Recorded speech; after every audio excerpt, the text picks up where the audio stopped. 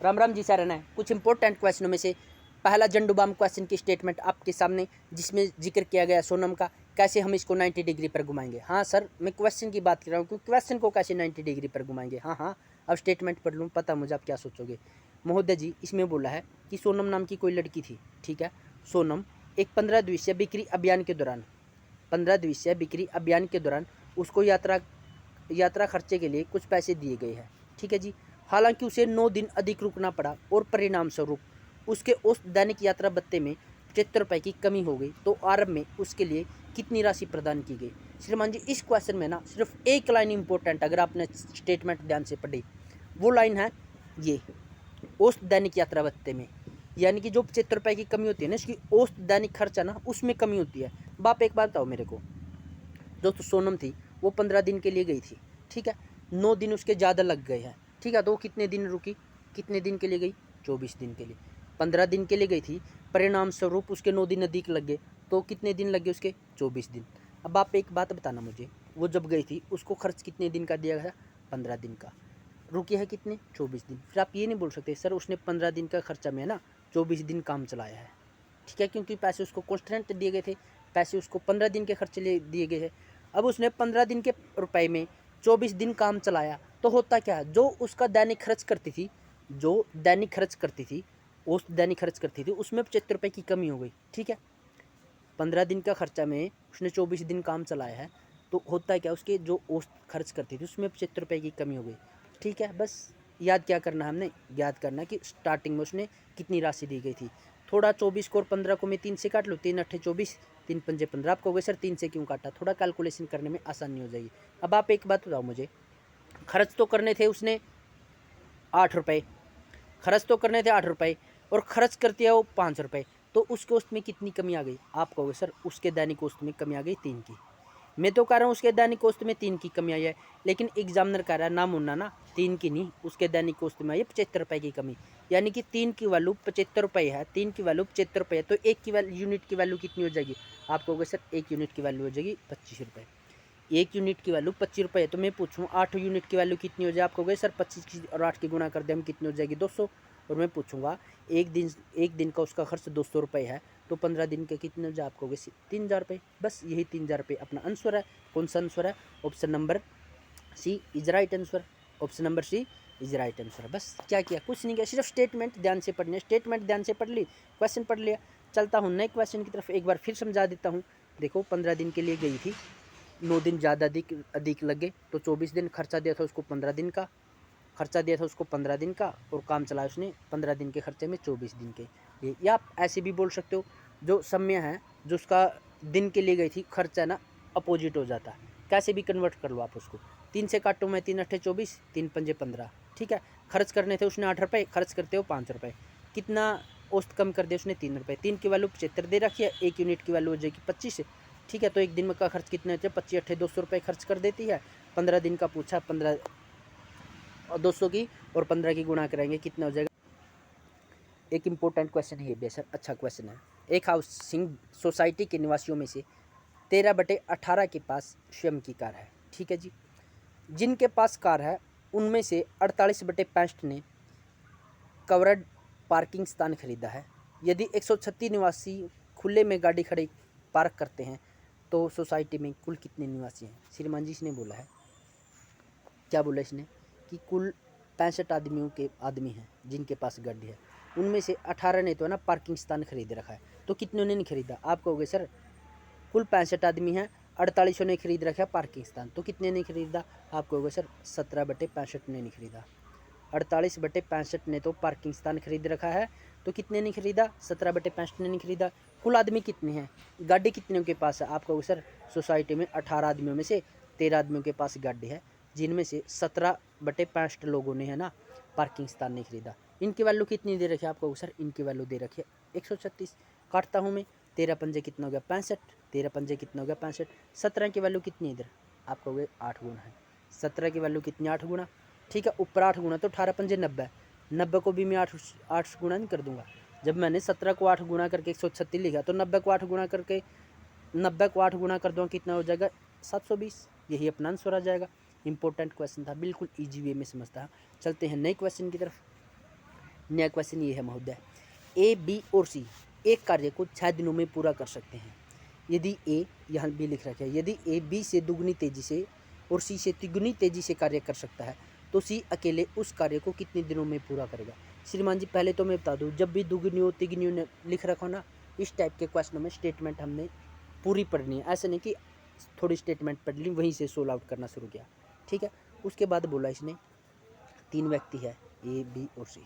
जो ए है, अगर सी 2 दिन में करता है, बी करता है 3 दिन में, तो ये करता है 6 दिन में। क्यों? क्योंकि जो ए है ना, सी से तो करता है 3 गुना और बी सी करता है 2 गुना, ठीक है।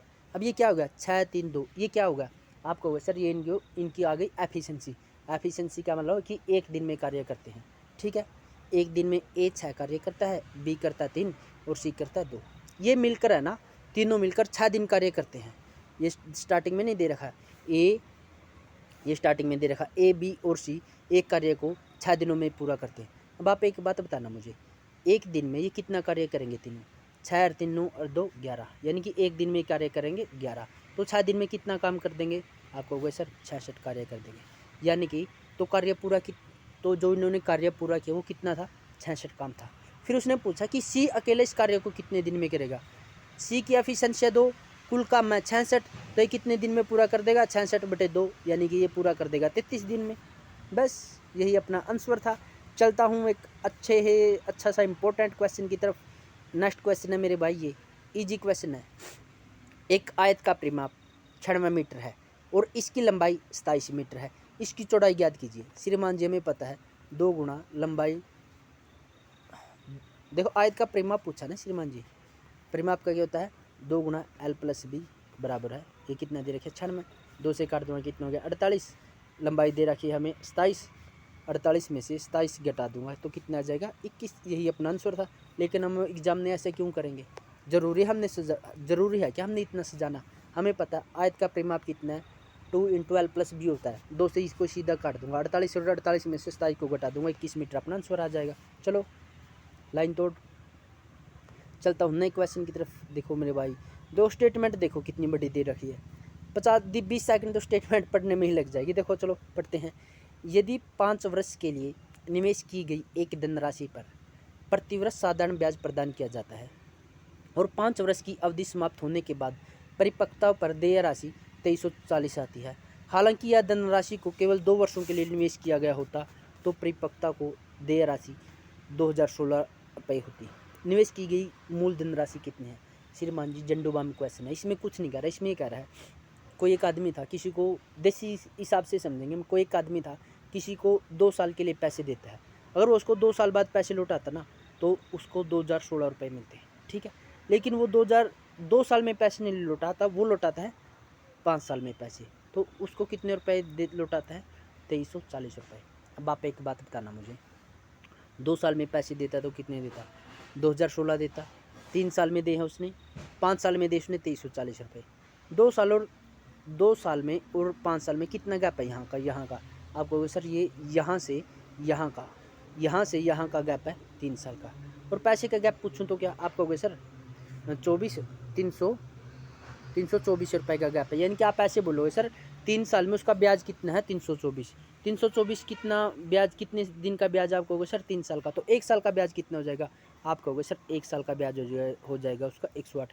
मैं पूछूँ 2 साल का ब्याज कितना हो जाएगा? आप कहोगे सर 2 साल का ब्याज हो जाएगा उसका 216। 2 साल का ब्याज 216 है, 2 साल का ब्याज 216 है और वो 2 साल में 2016 रुपये लौटाता है, तो राशि कितनी लौटाएगा? आप कहोगे सर 2016 में से 216 घटा देंगे तो 1800 रुपये उसकी राशि है। बस यही तो बताना था हमने। Option number B is right answer. Option number B is right answer. ठीक है जी, चलो चलते हैं महोदय नए क्वेश्चन। कोई नहीं, छोटी छोटी बातें बड़े बड़े शहरों में होती रहती है। ठीक है जी, देखो 5% साधारण ब्याज की दर से 4 वर्ष के लिए निवेश की गई कोई धनराशि परिपक्वता पर 150 रुपये हो जाती है तो निवेश की गई धनराशि क्या होगी? मेरे भाई 1 साल में 5% साधारण ब्याज है तो 4 साल में कितना हो गया सर? आप कहोगे 20% हो गया। 20% का मतलब क्या होता है? 1/5, यानी कि 5 रुपये उसकी राशि थी, 1 रुपये ब्याज हो गया। 5 रुपये उसकी राशि थी, 1 रुपये उसका ब्याज हो गया। ठीक है, जो उसने राशि दी है ना, 6 की वैल्यू कितनी दी है उसने? आप कहोगे सर 150 रुपये। 6 की वैल्यू 150 रुपये तो कितनी गुना है, 2.5 गुना होगी, तो इसको भी तो मैं 2.5 गुना लिख दूंगा। 5 को 2.5 गुना, नहीं देखो 6 की वैल्यू कितनी है 150, 6 की वैल्यू 150 रुपये तो कितनी गुना है 25 गुना। इस 5 को भी मैं 25 गुना नहीं लिख दूंगा, कितना हो जाएगा 125 रुपये। बस कुछ किया है, नहीं किया ना, बस ने बिल्कुल एग्जाम में ऐसे ही क्वेश्चन पुटअप करने। देखो 50 और 60 के बीच अभाज्य संख्याओं का योग कितना होगा, 50 और 60 के बीच अभाज्य संख्या कौन सी है, आपका होगा सर 53 और 59 है, तो इनका योग कितना हो जाएगा 112। चलो भाई चलता हूँ नए क्वेश्चन की तरफ, थोड़ा इजी क्वेश्चन था। देखो ये आया इंपॉर्टेंट क्वेश्चन। देखो जो ये संख्याएं दे रखी है, 2 की पावर 7 है, 3 की पावर 3 है, 5 की पावर 4 है और 7 की पावर 1 है, ठीक है। कि कितने गुणनखंड सम बनाए, सम संख्या में के कितने गुणनखंड सम संख्याएं हैं। श्रीमान जी ये बात है, इस टाइप के क्वेश्चन में हमने पता क्या करना है, इस टाइप के क्वेश्चन में सबसे पहले हमने देखनी है जो स्टेटमेंट दे रखी है, ओड संख्याएं देखनी है। ओड संख्याएं कौन सी होती है, विषम संख्या, वो देखेंगे। आप कहोगे सर इसमें विषम संख्या 3 है, 5 है, 7 है। फिर मैं पूछूँ इनकी पावर क्या क्या, आप कहोगे सर 3 की पावर 3 है, 5 की पावर है 7 4 और 7 की पावर है, जिसकी पावर नहीं होती उसकी पावर होती है 1 है। अब गेम स्टार्ट करेंगे यहीं से। जो ओड संख्या की पावर दे रखी है उनमें हम 1 जोड़ देंगे। 3 की पावर 3 दे रखे तो मैंने इसमें 1 जोड़ दिया 4। 5 की पावर 4 दे रखे तो इसमें 1 जोड़ दिया 5। 7 की पावर 1 दे रखे तो मैंने इसमें जोड़ दिया 2, ठीक है। अब आगे क्या करना है, जो हमने 1 जोड़ के इनकी पावर लिखी है इनकी कर देंगे मल्टीप्लाई। 5 के 20 दूनी 40, इनकी कर देंगे मल्टीप्लाई और इस मल्टीप्लाई को कर देंगे जो 2 की पावर 7 दे रखे ना इससे गुना। इनकी मल्टीप्लाई करूँगा 2 5, 2 की 5 दूनी 10 तो के 40 की मैं 2 की पावर 7 से मल्टीप्लाई करूँगा, 40 की 7 से मल्टीप्लाई करूँगा तो कितना आ जाएगा 280। यही अपना आंसर है। बस क्या करना, कुछ नहीं करना, सिर्फ देखते रहना ना कैसे 90 डिग्री पर घूमे। देखो ये क्वेश्चन अच्छा है सर, बढ़िया क्वेश्चन है। एक्स का न्यूनतम मान ज्ञात कीजिए जो 136 अपॉन एक्स माइनस 4 को एक न्यूनतम एक पूर्णांक बनाता है। यानी कि एक्स का न्यूनतम मान पूछा सर, ठीक है जी। कौन सा मान पूछा कि न्यूनतम। देखो सब इस टाइप के क्वेश्चनों का सबसे शॉर्ट तरीका होता है ऑप्शन बेस पे। देखो मुझे पता है न्यूनतम मान पूछा है, यहाँ पर संख्याएँ दे रखी है नेगेटिव में, तो मुझे पता है पॉजिटिव वाली तो हो ही नहीं सकती। बात करता हूँ मैं नेगेटिव संख्या की, अगर मैं 268 मान रखूँगा जो माइनस का 268 है, एक्स की जगह रखूँगा तो मुझे पता है एक्स की जगह जो माइनस 268 रख दूंगा तो मेरा क्वेश्चन क्या इसमें आएगा फ्रैक्शन में। और इसने क्या पूछा है, इसने क्या दे रखा है पूर्णांक। देखो इसने क्या दे रखा है पूर्णांक। इंग्लिश वाले देख लो, इसमें इंग्लिश में क्या दे रखा है इंटीजर। अगर मैं यहाँ पर 268 रख दूंगा तो कितना हो जाएगा माइनस 272 हो जाएगा। 136 दूनी कितना होता है 272, यानी कि ये कितना आएगा 1/2 आएगा, पूर्णांक नहीं आएगा ना। तो ठीक है option number A is right answer हो जाएगा। ठीक है सर, चलता हूँ नए क्वेश्चन की तरफ। नया क्वेश्चन देखो 5/2 तथा 2/5 का योग कितना हो जाएगा। 5 दूनी कितना होता है 10, जिसका नीचे एलसीएम 10 है, यही अपना आंसर है। Option number B is right answer. Next question है सर 14% के लाभ और 10% की हानि पर किसी वस्तु के विक्रय मूल्य का अंतर किसी वस्तु के विक्रय मूल्य का अंतर 60 रुपये है, तो वस्तु का क्रय मूल्य ज्ञात कीजिए।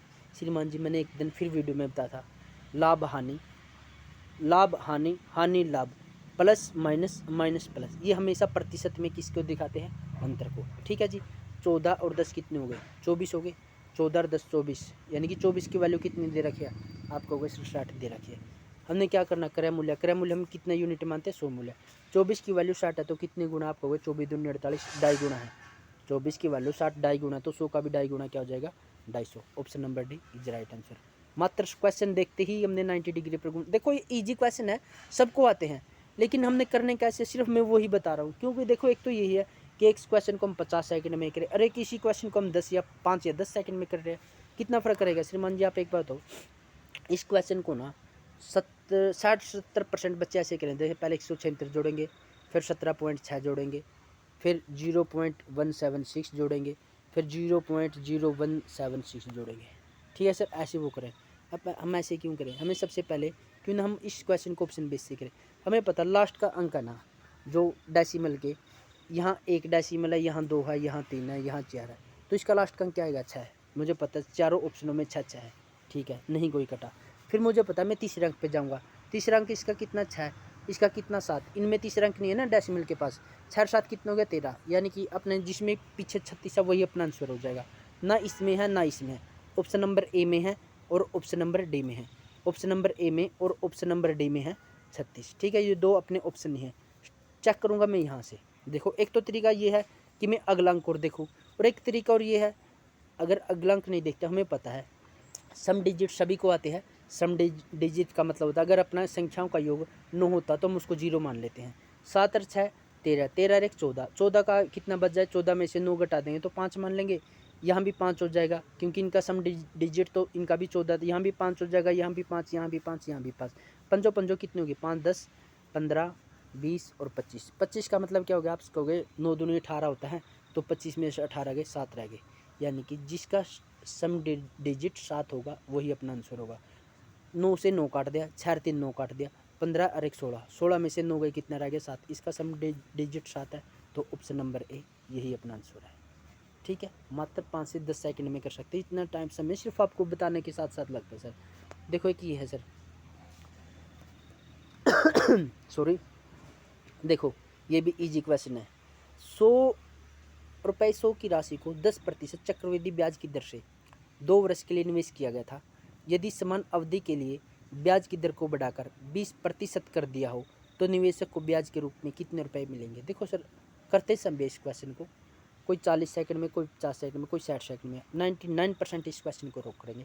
लेकिन हम कैसे करें, हम आप एक बात हो, 100 रुपये का 20% चक्रवृद्धि ब्याज की दर से 2 वर्ष का कितना ब्याज हो जाएगा। आप कहोगे सर 20 और 20 40, और 20 का 20% हो गया 4, यानी कि 40 और 4 कितना हो गया 44। ठीक है, फिर 100 का 10% की दर से 2 वर्ष का कितना ब्याज हो जाए, आप कहोगे सर 21। इसने अंतर पूछा ना कितने रुपये अधिक लेता है, यानी कि इससे कितने रुपये अधिक लेता है, अंतर पूछा ना, 44 में से 21 घटा दें कितना आ जाएगा 23, यही अपना आंसर है। मात्र 2 सेकंड लगे। देखे मेरे भाई, मैंने 44 ऐसे ही, देखो शांति से कैसे किया मैंने 44। देखो 100 रुपये का 1 साल का ब्याज कितना हो जाएगा, 20% वार्षिक दर से, आप कहोगे सर 20 हो जाएगा। अगले साल का भी कितना होगा, आप कहोगे सर 20 होगा। साधारण ब्याज तो हो गया 20 40। ठीक है, फिर चक्रवृद्धि ब्याज, इस ब्याज पे ब्याज नहीं लगे, इस ब्याज पे जो 20 दे रहे हैं, इस ब्याज पे 20% वार्षिक दर से कितना हो जाएगा, आप कहोगे सर 4 रुपये हो जाएगा। 20 और 20 40 और 4 कितना, मैंने 44 ही तो लिखा था, मैंने क्या लिखा था, मैंने 44 ही तो लिखा था मेरे भाई। फिर मैं 100 का 10% वार्षिक दर से 10 रुपये, अगले साल का भी 10 रुपये, फिर इस 10 रुपये भी तो 10% लगे, 10 पे भी 10% कितना हो जाएगा, एक है 10 दूनी 20 और एक कितना हो गया 21। इस 44 में से मैंने 21 घटाया है तो 23 आंसर आया, यही तो लिखा है। बस क्या करना है, कुछ नहीं करना। चलो आज की वीडियो में इतना ही, मिलते हैं कल नई वीडियो में नए कंटेंट के साथ। थैंक्स फॉर वॉचिंग, जय हिंद दोस्तों।